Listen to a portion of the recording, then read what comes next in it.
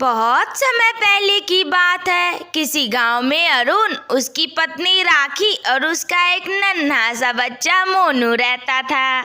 सुनिए जी, बाबूजी की तबीयत बहुत खराब है, मुझे उनसे मिलने जाना होगा। वैसे भी माँ के बाद उनकी सेवा करने को भी कोई नहीं बचा।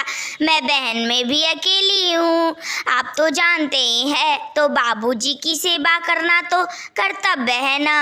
अब बुढ़ापे में बाबूजी का क्या है भरोसा, इसीलिए मैं चाहती हूँ कि कुछ दिन बाबूजी के घर हो आऊँ, उनकी सेवा भी हो जाएगी। हाँ हाँ राखी, इसमें पूछने की क्या बात है। तुम और मुन्ना चले जाओ, कुछ दिन रह के बाबूजी की सेवा कर लेना। जब वह ठीक हो जाए, स्वस्थ हो जाए, फिर तुम वापस लौटना। मेरा तो ऑफिस में छुट्टी मिलेगा नहीं, वरना मैं भी तुम्हारे साथ चलता। मैं तुम्हारे और मोनू का टिकट करवा देता हूँ। ठीक है जी, आप यहाँ अपना ख्याल रखिएगा और समय समय से खाना पीना खाते रहिएगा। मैंने दीदी से कह दिया है, वो आपको समय समय पर नाश्ता खाना वाना दे देंगी। हाँ हाँ मेरी भाग्यवान, तुम भी अपना और मेरे मोनू का ख्याल रखना। फिर क्या था, राखी अपने मायके आ जाती है और मोनू अपने नाना के पास। अरे बेटा राखी, अच्छा हुआ कि तू चली आई। तेरी माँ के गुजरने के बाद तो मैं टूट ही गया, बिस्तर पे ही हूँ। पर अब मोनू को देख के जीने का सहारा मिल गया। हाँ हाँ बाबूजी, अब मैं और मोनू आ गए हैं ना। अब मैं आपका अच्छे से ख्याल रखूंगी और आप अच्छे से मोनू के साथ खेलिएगा। अभी आपको बहुत दिन जीना है, तभी तो आप मोनू के साथ खेलेंगे। नाना दीते ताते लुंडा, नाना दीते ताते लुंडा, ये मदा आए। मोनू की बात सुनकर सब जोर जोर से हंसने लगते हैं। मोनू भी समझ रहा था कि वह नाना जी के साथ खेलेगा। कुछ दिन बीत जाते हैं। मोनू अपने नाना जी के साथ हमेशा खेलता रहता है और उसके नाना जी का भी मोनू के साथ दिल लग गया था। वह हमेशा मोनू के साथ खेलते रहते थे। वो तो भूल ही गए थे कि वह बीमार भी थे। अब उनकी सारी बीमारी दूर हो गई थी। कुछ दिन बीत जाते हैं। एक दिन राखी अपने पिता के पास आती है। बाबूजी बाबूजी, अब तो आपकी तबीयत भी कुछ ठीक लग रही है। शहर में अरुण बहुत परेशान हो रहे होंगे, कितने दिन हो गए मुझे आए हुए। उन्हें खाना पीना में भी बहुत दिक्कत होता होगा। मैं सोच रही थी कि मैं चली जाती हूँ वहाँ। यहाँ तो अब आप स्वस्थ ही हो गए हैं।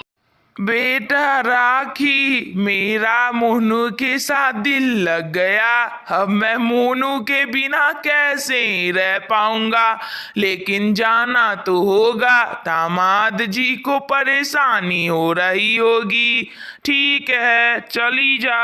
हाँ हाँ बाबूजी, और रहा मोनू का बात, तो मैं इसे लेकर आते जाते रहूंगी। एक सप्ताह में एक दिन अरुण के साथ आ ही जाऊंगी आपसे मिलने। मेरा मन नहीं मान रहा है बच्चा, लेकिन कोई बात नहीं। चलो, मैं भी तुझे बस तक छोड़ आता हूँ, वहाँ से फिर मैं लौट आऊँगा। उतना देर तो मैं मोनू के साथ रह पाऊँगा। चलो। नहीं नहीं बाबूजी, आप क्यों ही परेशान होंगे। मैं चली जाऊंगी अकेले मोनू के साथ। आप मत जाइए, आप परेशान हो जाएंगे और बाहर धूप भी है, आप थक भी जाएंगे। चल बेटी, छोड़ आता हूँ। थोड़ा देर मोनू के साथ इसी बहाने रह भी लूंगा और खेल भी लूंगा। क्यों मोनू? जब उसके नाना और माँ यानी राखी दोनों बस तक जा रहे थे, तब एक ट्रक ने उन्हें कुचल डाला और मोनू तो बच गया, पर वह दोनों मारे गए। मरने के बाद उसके नाना भूत बन गए, लेकिन फिर भी मोनू उन्हें देख के डर नहीं रहा था। अभी भी वह नाना नाना कर ही रहा था। अरे, ये क्या हो गया? मैं और मेरी बेटी मारे गए, लेकिन मेरा बच्चा मोनू तो सलामत बच गया। धन्यवाद तेरा भगवान।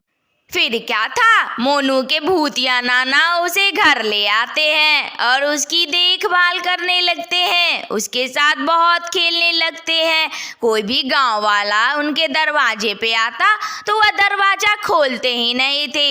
एक बार उन्होंने नाना का असली रूप लेकर अगल बगल की औरतों को कह दिया कि मोनू अब मेरे साथ रहेगा। और राखी वो तो अपने घर चली गई है, अपने पति के पास है, और मोनू कुछ दिन मेरे साथ रुकेगा।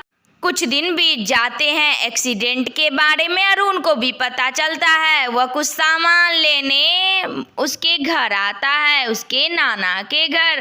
तभी उन्हें वहाँ एक औरत मिलती है जो कि राखी की दोस्त थी।